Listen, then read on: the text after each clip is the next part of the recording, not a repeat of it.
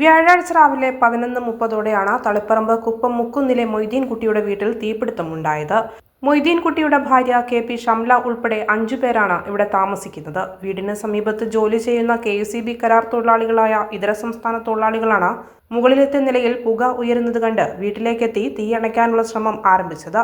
കിടപ്പുമുറിയിൽ തീ പടർന്നു പിടിച്ചു. ശേഷം തളിപ്പറമ്പ് ഫയർഫോഴ്സിൽ വിവരം അറിയിക്കുകയായിരുന്നു. മുകളിലെ നിലയിലെ ഒരു കിടപ്പുമുറി പൂർണ്ണമായും കത്തിനശിച്ചു. കബോർഡ്, ബെഡ് ഉൾപ്പെടെ എല്ലാം കത്തിനശിച്ച നിലയിലാണ്. ലക്ഷങ്ങളുടെ നാശനഷ്ടമാണ് ഉണ്ടായത്. ഷോർട്ട് സർക്യൂട്ടാണ് തീപിടുത്തത്തിന് കാരണമെന്ന് ഫയർഫോഴ്സ് ഉദ്യോഗസ്ഥർ പറഞ്ഞു.